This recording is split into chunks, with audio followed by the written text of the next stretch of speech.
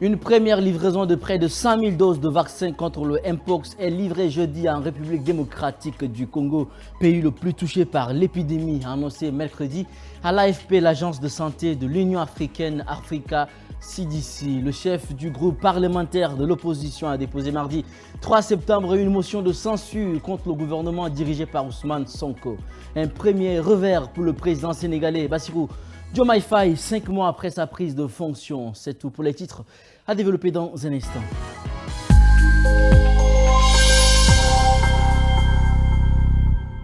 Bonsoir à tous et bienvenue si vous nous rejoignez. Les premières doses de vaccins estimées à environ 100 000 contre le Mpox sont livrées aujourd'hui, jeudi 5 septembre 2024, en République démocratique du Congo. L'annonce a été faite par le directeur général de l'Africa CDC, le Centre de contrôle et de prévention des maladies de l'Union africaine. Ce pays a enregistré plus de 19 000 cas et plus de 650 décès depuis le début de l'année. La première livraison est imminente en RDC. 200 000 doses en 2 lots seront transportées par avion à Kinshasa entre jeudi 5 et vendredi 6 septembre. Les vaccins seront ensuite répartis entre Goma, Lubumbashi et la capitale congolaise. 3 600 000 doses sécurisées par l'Africa CDC seront ensuite transférées dans les 15 jours suivants dans d'autres pays africains tels que le Gabon, le Burundi, la Centrafrique et la Côte d'Ivoire, frappés par la variole du singe, affirme le directeur général de l'Africa CDC, Jean Kazia. Il y a un plan de distribution et un plan de vaccination qui comprend d'abord toutes les personnes qui ont été infectées ainsi que les personnes contacts et les contacts des contacts, ce qui signifie le contact au second degré, explique Jean Kazia.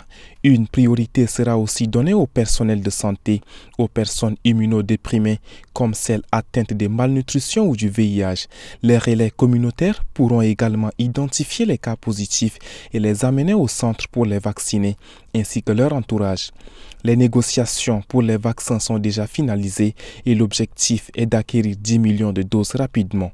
Ces vaccins coûtent cher, mais la technologie sera transférée en Afrique à partir de l'année 2025. Ils seront produits en Afrique avec une réduction des coûts qui sera de l'ordre de 85 à 90%, annonce Jean Kazia.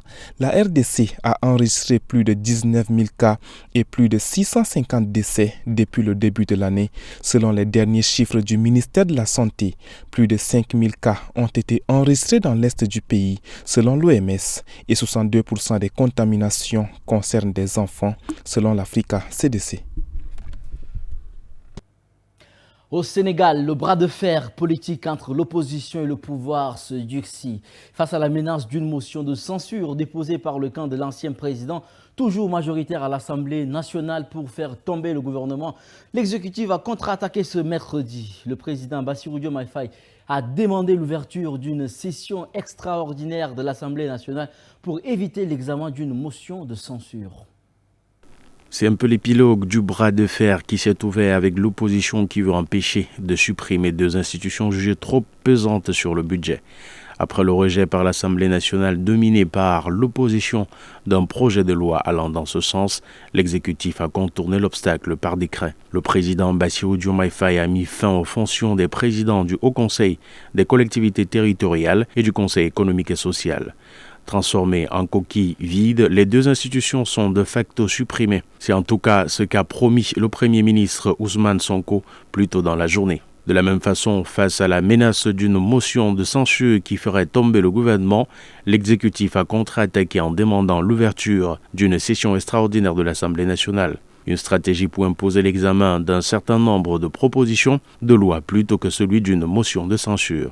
Avec sa demande de dernière minute pour ouvrir une session extraordinaire consacrée à l'examen de différents projets de loi, le président Bassirou Diomaye Faye a court-circuité la motion de censure qui visait son gouvernement puisque celle-ci ne figure pas sur le programme qu'il a lui-même fixé pour cette session extraordinaire. Et à l'approche d'une possible dissolution de l'Assemblée nationale qui pourrait intervenir dès le 12 septembre, la tension entre le pouvoir exécutif et le législatif ne cesse de monter.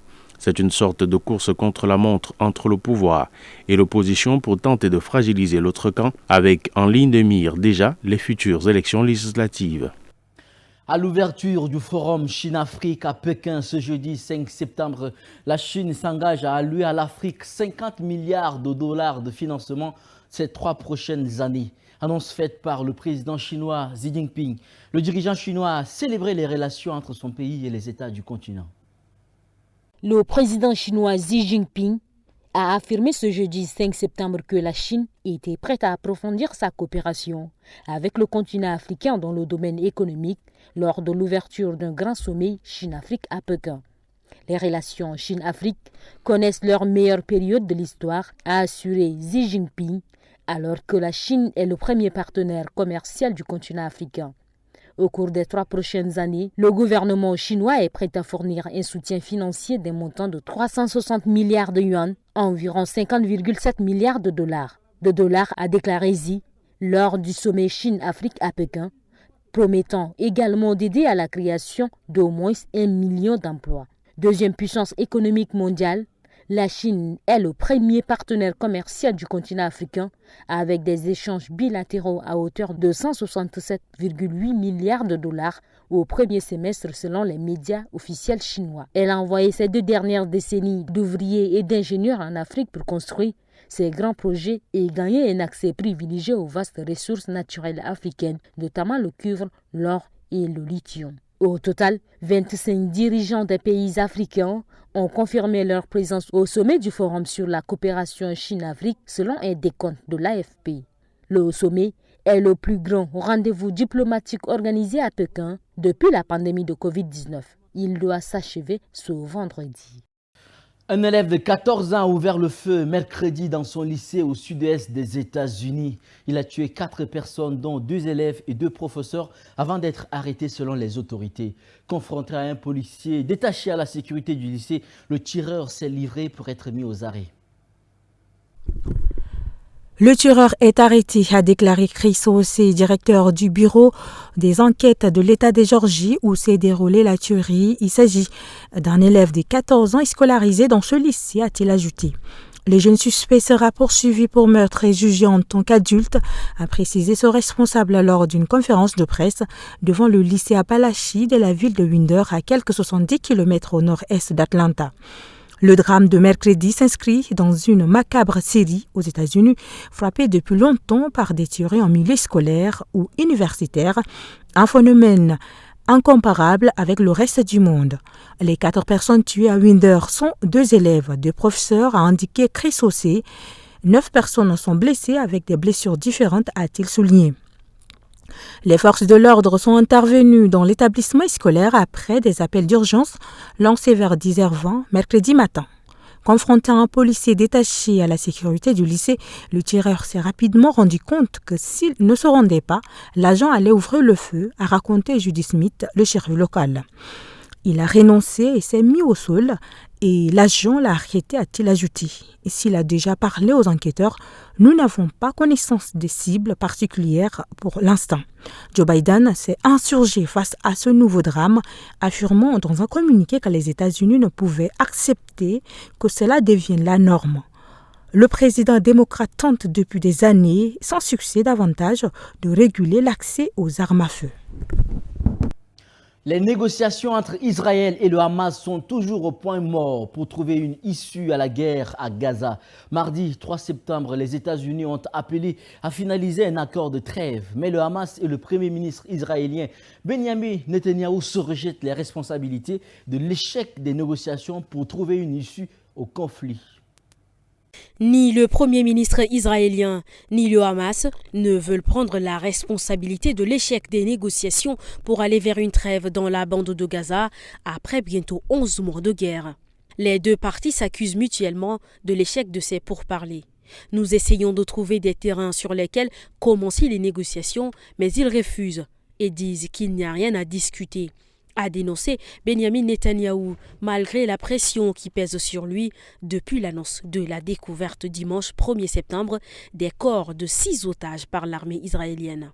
De son côté, le mouvement islamiste palestinien insiste sur l'application en l'état d'un plan annoncé le 31 mai par le président américain Joe Biden qu'il avait accepté. « Nous n'avons pas besoin de nouvelles propositions », a écrit le Hamas sur Telegram jeudi, ajoutant que Benjamin Netanyahou utilisait les négociations pour prolonger l'agression contre le peuple palestinien. Le Premier ministre israélien souhaite qu'Israël conserve le contrôle du couloir de Philadelphie, une zone tampon à la frontière entre la bande de Gaza et l'Égypte, aussi longtemps qu'il le juge nécessaire pour empêcher le Hamas de faire entrer des armes dans le territoire palestinien ou d'infiltrer vers l'Égypte des otages ou certains de ses combattants à travers des tunnels. Le Hamas demande un retrait israélien total de la zone et fustige l'insistance du Premier ministre israélien à vouloir contrôler le couloir de Philadelphie qui vise à empêcher l'obtention d'un accord, selon lui.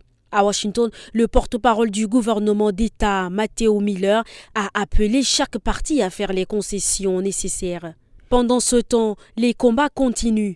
Jeudi 5 septembre, une frappe nocturne israélienne a tué 4 personnes abritées dans des tentes près de l'hôpital des martyrs d'Al-Aqsa, à Deir el-Bala, dans la bande de Gaza. La Cisjordanie occupée fait également l'objet d'attaques de l'armée israélienne depuis plus d'une semaine. D'après le Croissant Rouge palestinien, 5 personnes sont mortes jeudi 5 septembre à Touba, au nord de ce territoire. C'est avec cette dernière information que nous mettons fin à cette édition. Mesdames et messieurs, merci de l'avoir suivi. Très bonne suite de programmes sur Tchad Info TV, votre chaîne d'information.